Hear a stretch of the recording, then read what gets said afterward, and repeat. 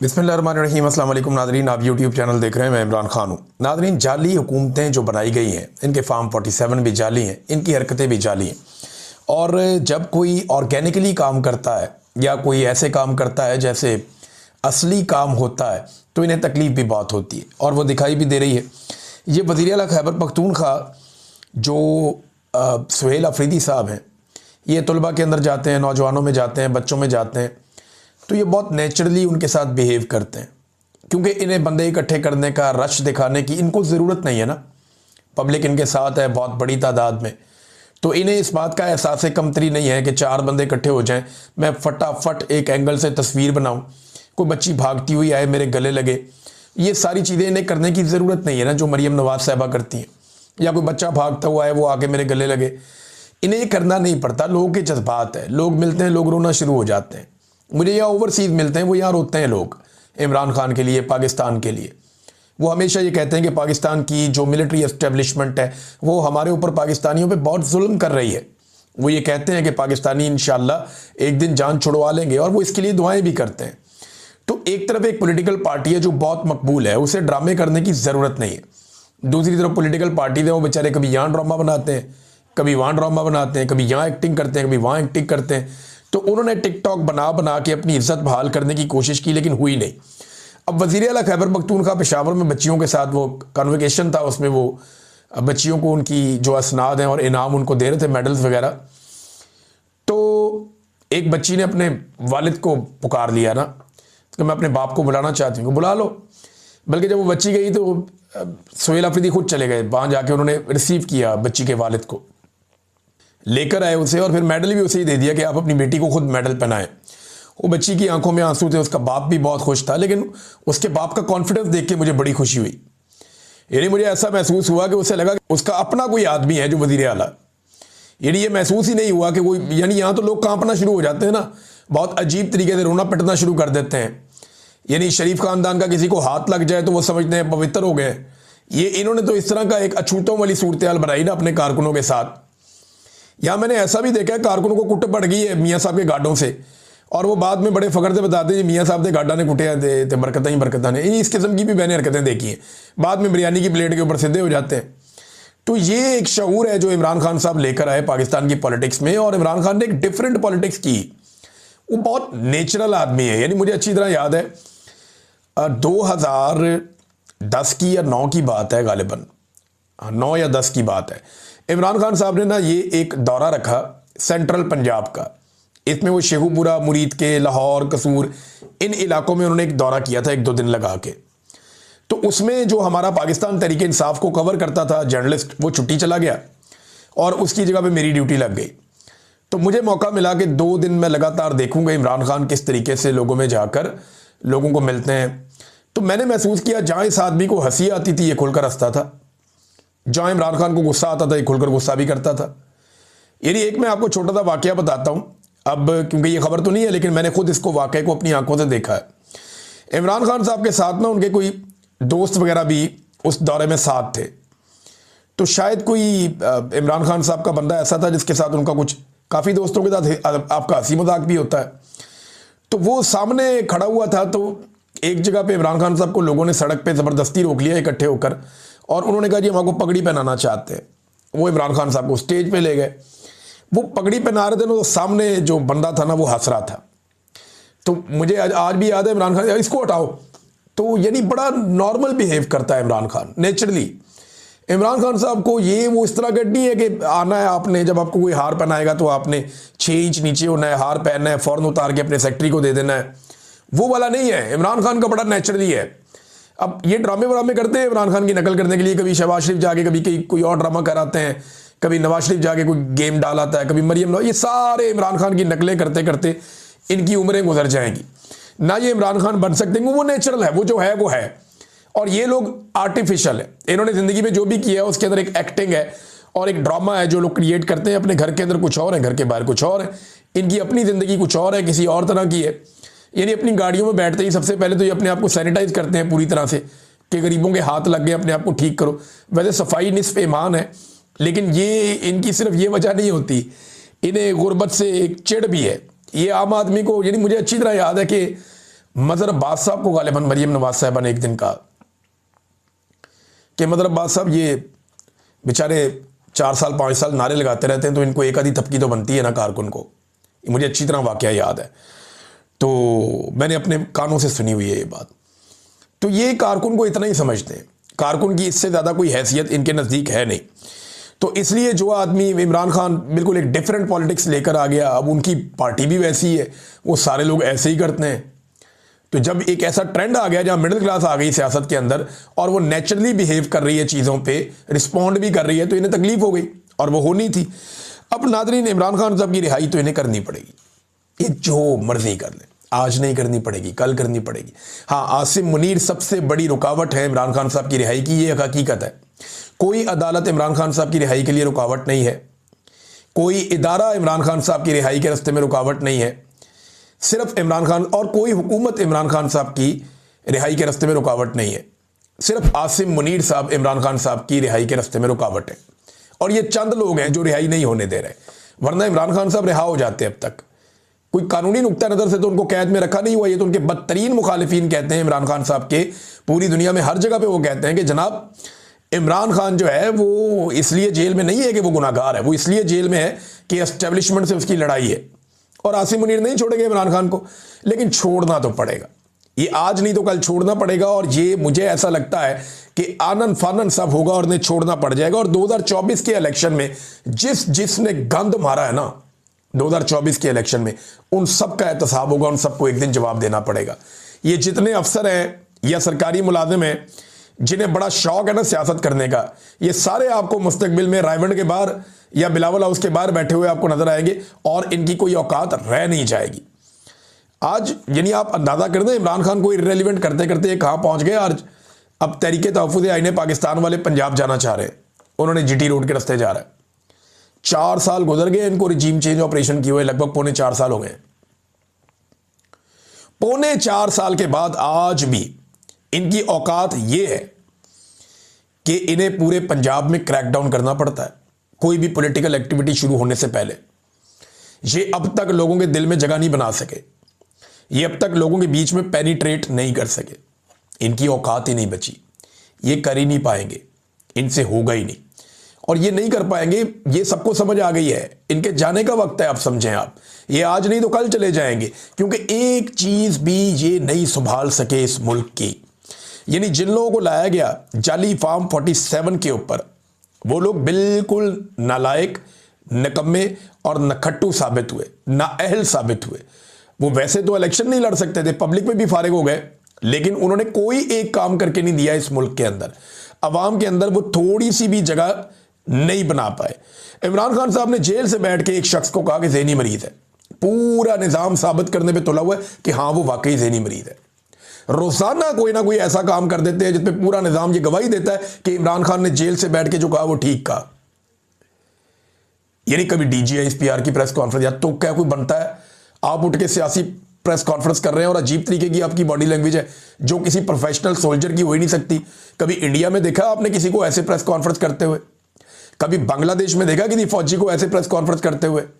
कभी आपने अमेरिका में, यूरोप में, बरतानिया में, इवन आपने कभी यहां पे ईरान के अंदर देखा है ऐसी प्रेस कॉन्फ्रेंस करते हुए?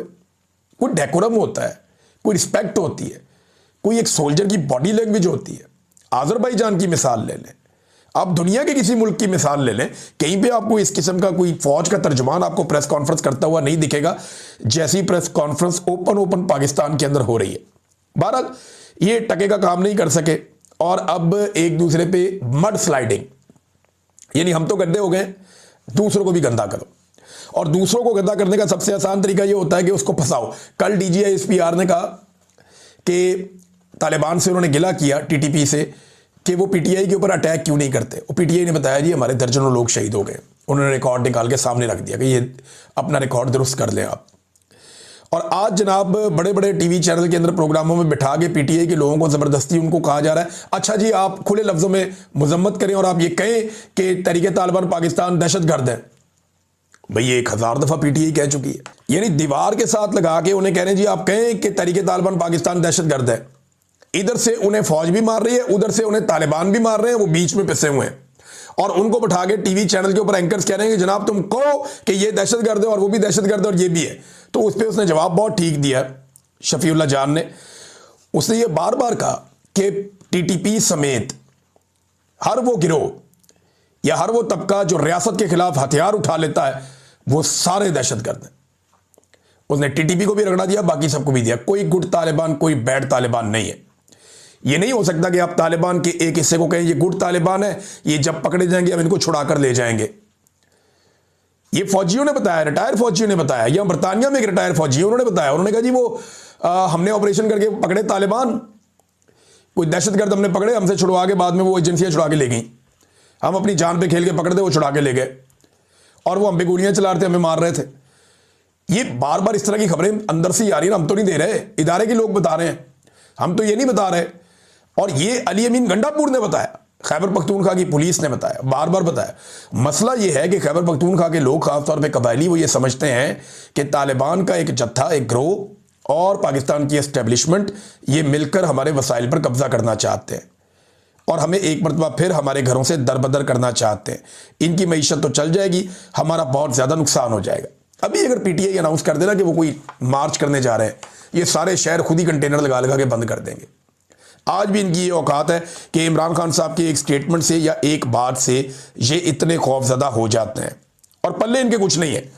इन्होंने पाकिस्तान की हालत क्या की है, ये पौने 4 साल जो है ना, ये नाकामी की एक दास्तान है। पॉलिश के अलावा इन्होंने हर शोबे के अंदर बदतरीन कारकर्दगी दिखाई है। पहले ये कहते थे ये सी पैक गेम चेंजर है, बड़ा लंबा अरसा इन्होंने कौम को 20 साल इन्होंने सी पैक का चूना बेचा। इन्होंने कहा जी game changer game changer game changer, और गेम चेंजर तो नहीं हुआ, उसका पैसा लेकर खा गए। ऐसे मंसूबों में लगा दिया जो अब हम पूरे ही नहीं कर पा रहे। कोई ट्रेन लेके आ गया ऑरेंज, अब उसका हर महीने पैसे देने पड़ते हैं। कोई जंगला बस लेके आ गया, उसके पैसे देने पड़ते हैं। कोई लेकर आ गया जनाब कोयले का पावर प्लांट लगाएंगे, उसने आलूदगी करके बेड़ा गर्क कर दिया सारे माहौल का, कोई कमीशनें खा गया। इन्होंने वो तबाहियां फेरी, ऐसे प्रोजेक्ट लेकर आए जो बिल्कुल कमाई करके नहीं दे रहे थे। तो उससे क्या हुआ कि इन्होंने जो चाइना से पैसा मिला उसको अल्लल्ले तल्लल्लों में इन्होंने ज्यादातर उड़ा दिया।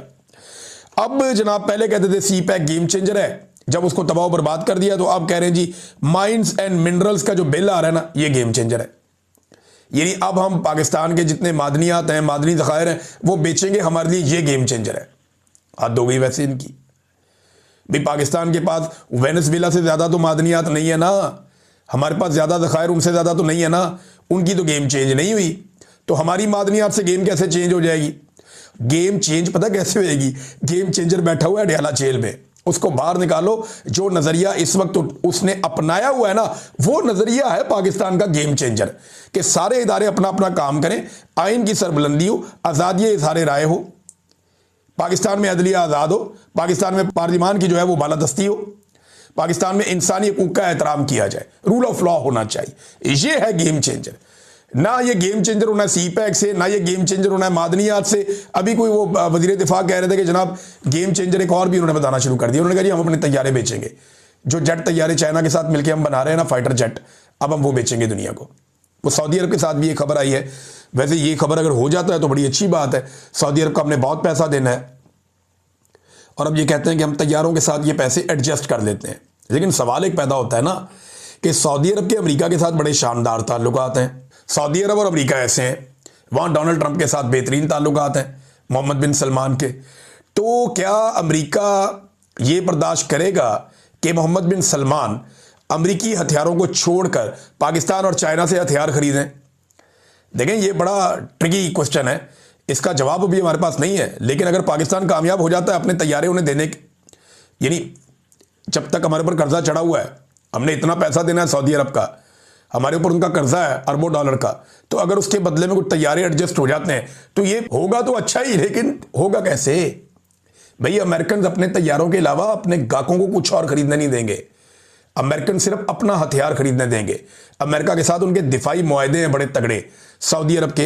ये कहानी तो सुना दी ख्वाजा आसिफ ने, लेकिन इसकी हकीकत क्या है ये भी हम कुछ कह नहीं सकते। भारत ने एक स्टेटमेंट दिया नाज़रीन, बड़ा ही घटिया स्टेटमेंट आया भारत की तरफ। भारत ने कोई रियासत ने नहीं दिया, उनके तजियाकार बार बार ये बात कर रहे हैं। भारतीय तजियाकार कहते हैं जी जैसे वेनेजुएला के सदर को उठा के ले गया ना अमेरिका, वैसे ही हम पाकिस्तान से आसिम मुनीर को उठा के ले जाते हैं। क्यों? हलवा है, खाला जी का वाड़ा है, आओगे आके यहाँ से उठाकर ले जाओगे आसिम मुनीर को? ऐसे नहीं होगा भाई। पहले अपना जो है वो जहाज़ों का मलबा उठा के ले जाओ जहाँ जहाँ पे वो गिरा हुआ है, तो जहाज़ों का मलबा उठा लो। हमें पाकिस्तान में आसिम मुनीर साहब की सियासत में मुदाखलत और आइन और कानून की धज्जियाँ उड़ाने और इंसानी हकूक़ की पामालियों पे बेशक हमें बहुत तहफ़्फ़ुज़ात हैं, बहुत गुस्सा है, लेकिन हम यहाँ करेंगे जो करना होगा पाकिस्तान के अंदर, और इंशाल्लाह हम यहाँ पे हर उस आदमी को सजा देंगे जो आइन तोड़ेगा, जो गद्दारी करेगा। इंडिया जरा जो है ना वो इस मामले से बाहर ही रहे, तो आओगे उठा के ले जाओगे, हम आपको कहेंगे हैप्पी बर्थडे टू यू, तो ऐसे नहीं होना। हम यहाँ सजा देंगे इस कौम के हर मुजरिम को। एक वक्त आएगा, याद रखिएगा, जितने डिक्टेटर कब्रों में चले गए हैं ना, इनकी कब्रों का भी ट्रायल होगा। ये कौम एक दिन जागेगी और ये एहतसाब करेगी और हिसाब मांगेगी, क्योंकि यहां पे 1 लाख आदमी के करीब खून बह चुका है।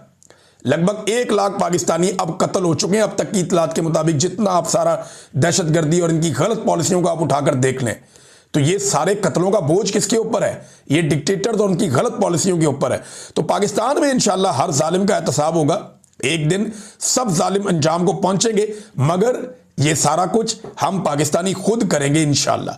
नाज़रीन, ट्रंप की नज़रें अब ग्रीनलैंड पे है। ये ग्रीनलैंड ये ज़्यादातर आइसी किस्म की ज़मीन है, बहुत यहाँ पे बर्फ़ है, लेकिन यहाँ पे भी जियोलॉजिकल सर्वेज कुछ बताते हैं कि मालो दालत हो सकता है। लिहाजा अब ट्रंप की यहाँ पे नज़रें कहते हैं दिफाई नुक्ता नज़र से बहुत इंपॉर्टेंट है। अब वहाँ मुसीबत पड़ी हुई है कि ट्रंप क्या ये भी कर देगा। देखिए, अमेरिकन की प्रोफेशनलिज्म को आपको मानना पड़ेगा, उनके फौजियों की। जब वो एबटाबाद में आए ना, तो उनका कोई नुकसान नहीं हुआ। वो यहाँ से कैसा ज़बरदस्त ऑपरेशन करके वो उसामा बिन लादेन को उठा कर ले गए। ये बड़े लंबे अरसे तक फौजी हमें ये कहते रहे कि जी वो तो आया ही नहीं, उसामा बिन लादेन यहाँ था ही नहीं, ये तो सारा झूठ ऑपरेशन है। फिर एक दिन हमने इनसे कहा कि यार ये बात तुम लोग खुद क्यों नहीं करते कि उसामा बिन लादेन यहाँ पे नहीं था और अमेरिका नहीं उठा कर लेकर गया।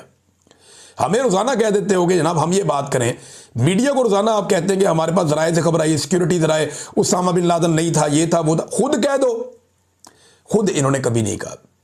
तो फिर मीडिया को भी समझ आई कि नहीं, उसामा बिन लादेन को ही चुप कर लेकर गए हैं वो। तो उन्होंने बड़ा प्रोफेशनल ऑपरेशन किया था एबटाबाद में, जहां पाकिस्तान की मिलिट्री की इंस्टॉलेशंस हैं। अब जब वेनेजुएला में उन्होंने ऑपरेशन किया है, तो 55 उन्होंने फौजी कमांडो और अफसरान उनके मारे हैं, क्यूबा के और वेनेजुएला के। अमेरिकन फौजी इतनी तैयारी के साथ इतने तगड़े होके आए थे, एक भी अमेरिकी फौजी नहीं मारा गया। 55 के मुकाबले में एक भी नहीं मारा गया। हालांकि ये बाहर से आए, अलग जगह पे आए, वहां पे आके उनके मरकज में, उनके दिल में उन्होंने अटैक किया और अटैक करके अपने मकासद अचीव किए और वहां से वापस भी चले गए। बड़ा प्रोफेशनल ऑपरेशन था। कोई और फोर्स मुझे नहीं लगता दुनिया में ऐसी है किसी के पास जो इस नौइयत का, इस लेवल का ऑपरेशन इस वक्त कर सके। अमेरिकन जो है वो इसमें काफ़ी आगे हैं। नाज़रीन, अमेरिका ने रूसी बहरी जहाज़ भी जब्त कर लिए हैं और वेनेजुएला का जो तेल है उस पर भी अब अमेरिकी इख्तियार है। ये तो डोनाल्ड ट्रंप ने साफ कह दिया कि ये तेल निकलेगा यहाँ पे और इस्तेमाल करेगा इसको अमेरिका। यानी तेल वेनेजुएला का इख्तियार अमेरिका का। ट्रंप के बयान के बाद पेट्रोल की कीमतों में कुछ कमी भी हुई है आलमी सतह पे। अब ये यहाँ पे जो है ना तेल की पैदावार बढ़ाएंगे और अमेरिकी कंपनियाँ इससे बराह रास्त फ़ायदा उठाएंगी और वेनेजुएला के अंदर ज़्यादा रोला नहीं पड़ेगा। जो रोला डालेगा वो उसको भुगतेगा भी। और इनिशियली एक गारंटी के तौर पर ऐसा लगता है कि मादुरो जो है, निकोलस मादुरो जो साबिक सदर है वेनेजुएला का, वो अमेरिका के पास रहेगा। उसके बेटे ने देखो स्टेटमेंट कैसा अजीब दिया। उसका बेटा कहता है कि हम बहुत मजबूत हैं, हम महफूज हाथों में। यार आपके बीच में से आके वो आपके अब्बा जी को उठा के ले गए, नंबर 1 आदमी जो वेनेजुएला का है, तो आप महफूज हाथों में।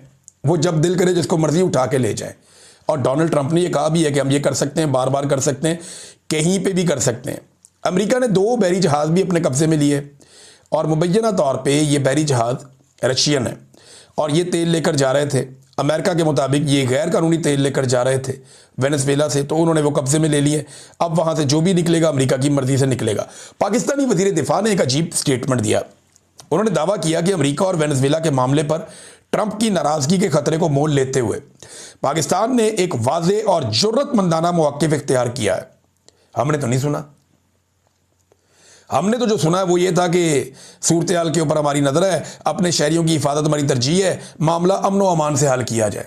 इन्होंने तो कभी नहीं कहा, कहीं नहीं कहा कि जनाब अमेरिका ने गलत किया, एक और मुल्क के अंदर घुस के जाके वहाँ कार्रवाई डाल दी।